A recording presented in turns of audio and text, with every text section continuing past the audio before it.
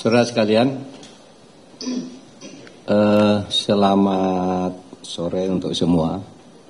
Hari ini saya akan menyampaikan laporan terbuka kepada publik mengenai hasil atau laporan akhir Satgas TPPU.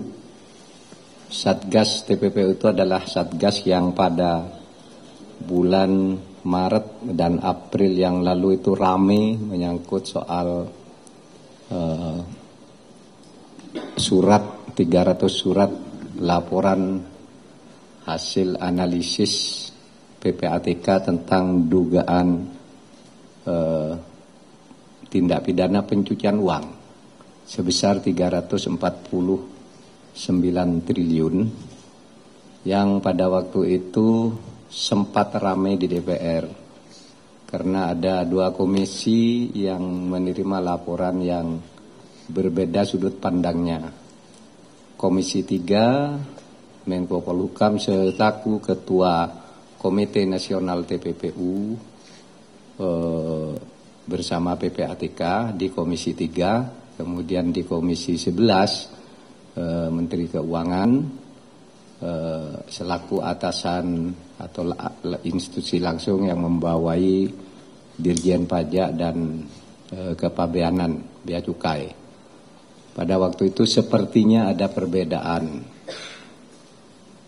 sehingga ketika dipertemukan di Komisi 3 di forum yang sama, akhirnya ada kesamaan bahwa memang benar ada 300 surat LHA dengan nilai dugaan pencucian 349 triliun, tetapi pada waktu itu DPR kemudian meminta pemerintah menyelesaikan secara internal, tidak diselesaikan secara politik. Nah, penyelesaian internal pemerintah itu dilakukan melalui pembentukan Satgas. Nah, Satgasnya itu terdiri dari berbagai institusi, ya, ada dari PPATK, dari Kementerian Keuangan, dari Kepolisian, dari BIN, Kejaksaan, dan yang lain-lain, disertai dengan tim ahli. Tim ahli ini tim independen yang memang karena keahliannya diundang untuk membahas ini. Hadir tim ahli pada hari ini, yang hari ini hadir nih, ada Bapak Yunus Hussein, kemudian Bapak Muhammad Yusuf, ini dua-duanya mantan kepala PPATK. Kemudian ada Pak Rimawan Pradiptyo dari Universitas Gadjah Mada, Ibu Wuri Handayani, kemudian ada Bapak Danang Widoyoko, kemudian ada Bapak Faisal Basri, ada Ibu Mutia Gani Rahman, kemudian ada Mas Ahmad Santosa dan Ibu Ningrum Natasha Sirait. Absen hari ini Pak Gunadi, Pak Topo Santoso, Pak Laudem Syarif yang biasanya rapat-rapat selalu hadir, tapi hari ini absen. Yang lain hadir semua dari tenaga ahli. Saya sampaikan hasilnya sebagai berikut. Hari ini, hari Rabu, tanggal 17 Januari 2024.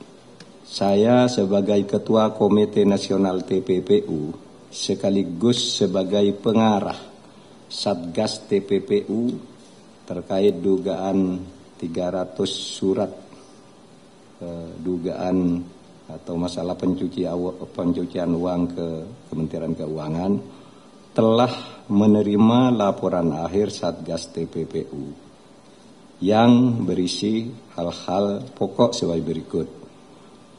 Satgas TPPU dibentuk berdasar hasil keputusan rapat Komite Nasional TPPU 10 April 2023 dan disampaikan dalam rapat dengar pendapat dengan Komisi 3 DPR tanggal 11 April 2023. Masa tugas Satgas TPPU telah berakhir pada 31 Desember 2023 dan dalam kurun waktu 8 bulan Satgas telah melakukan supervisi dan evaluasi penanganan 300 surat LHA, LHP, informasi dugaan TPPU dengan nilai agregat lebih dari 349 triliun. 300 surat LHA, LHP informasi seluruhnya telah dibahas secara sistematis dalam Satgas TPPU dengan melibatkan 12 orang tim ahli yang terdiri dari para akademisi dan para tokoh yang concern dalam pemberantasan TPPU bersama Dirjen, sekarang hadir nih Dirjen Bea Cukai dan Bea Cukai, kemudian Dirjen Pajak, Kejaksaan, Kepolisian, dan KPK. 3. Perkembangan yang paling signifikan dari kerja Satgas TPPU adalah penanganan surat LHP nomor SR 205 2020 terkait kasus importasi emas dengan nilai transaksi keuangan mencurigakan sebesar 189 triliun. Sebelum ada Satgas TPPU, kasus ini tidak berjalan. Namun dengan supervisi Satgas, kasus mulai diproses dengan mengungkap dugaan tindak pidana kepabeanan oleh penyidik Direktorat Jenderal Bea Cukai dan dugaan tindak pidana perpajakan oleh Dirjen Pajak.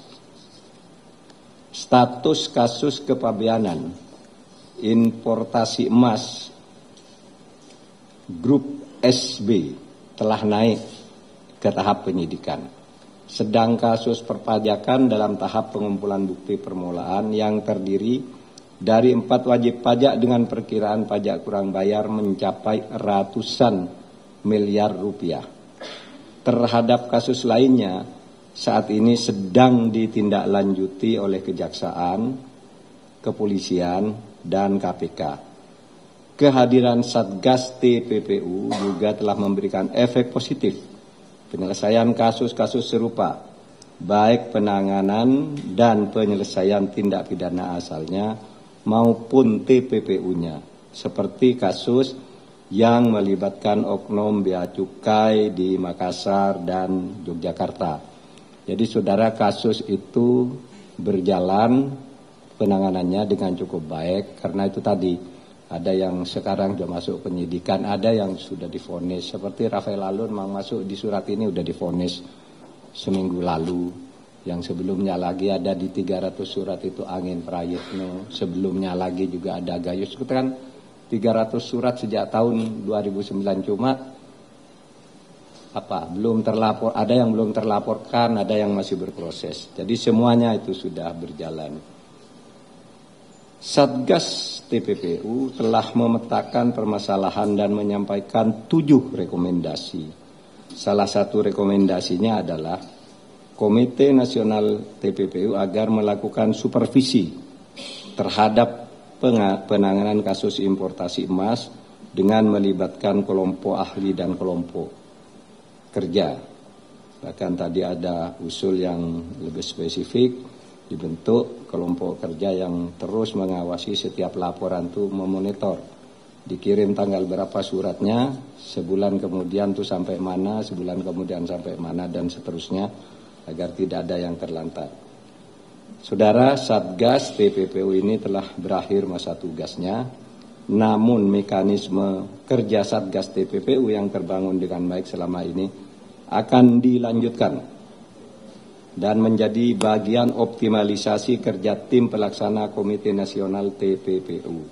Selanjutnya, saya selaku Ketua Komite akan menyelenggarakan rapat komite dalam waktu yang tidak terlalu lama untuk membahas masalah ini. Saya mengucapkan terima kasih atas kerja keras seluruh anggota Satgas TPPU dan atas dukungan semua pihak, termasuk saudara-saudara para pewarta yang selalu rajin mengikuti dan memberitakan soal ini. Dan sebagai kabar bagusnya saya ulangi, alhamdulillah pada akhir tahun lalu Indonesia sudah masuk menjadi anggota penuh Financial Action Task Force, satu rezim negara-negara anti pencucian uang yang itu sudah diperjuangkan selama 18 tahun. 18 tahun kita berjuang untuk menjadi anggota FATF dan baru berhasil tahun 2023 karena kita terus memacu, memburu tindak pidana pencucian uang dan meningkatkan kualitas kerja dan kinerja PPATK. Terima kasih. Kalau ada pertanyaan satu atau dua saja, silakan. Pak, saya dari Bisnis Indonesia. Yang ingin saya tanyakan itu kan salah satu yang besar kan importasi emas 1,89 triliun, Pak. Nah, itu dengan ada PP penyidikan cukai yang baru ditekan tahun lalu, yang apa namanya bisa diganti apa tidak pidana gitu ya. Nah, itu apakah ada opsi gitu nanti untuk grup SB ini justru tidak dipidana gitu, jadinya ganti 4 kali lipat sesuai dengan PP yang sudah ditekan tahun lalu. Ini sudah keluar penyidikan ya, sekarang kan sudah masuk dalam penyidikan gitu ya. Jadi kenapa? Ya, aturannya konon bisa, tapi nanti kita lihat. Yang penting posisinya ada dulu. Posisinya bahwa kasus itu ada dan sudah masuk penyidikan itu dulu.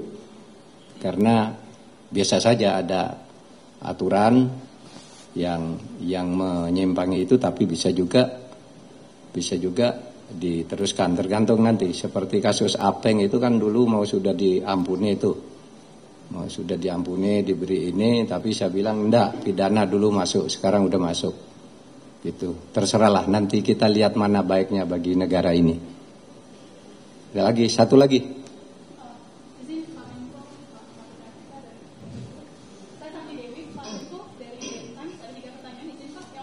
Satu aja, banyak banget.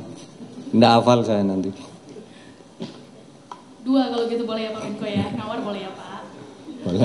Yang pertama, apa pertimbangannya Pak Menko tidak memperpanjang masa kinerja Satgas TPPU ini dan menyerahkannya nanti ke Komite Nasional TPPU gitu, karena kan sebenarnya harapannya di awal pembentukan itu sangat besar ya Pak Menko. Kita mikirnya bakal ada tersangka dengan nilai kerugian keuangan negara sekian ratus triliun gitu. Jadi banyak publik mungkin nanti akan menyangka oh ini anti klimaks gitu Pak Menko. Apa tanggapan Pak Menko terkait hal itu? Kemudian kedua Pak, untuk kepastian, berarti kalau grup SB ini dinaikkan statusnya ke penyidikan, apakah individu yang bersangkutan sudah resmi statusnya menjadi tersangka atau korporasinya yang menjadi tersangka? Terima kasih Pak Menko. Dulu mandatnya Satgas ini kan sampai Desember.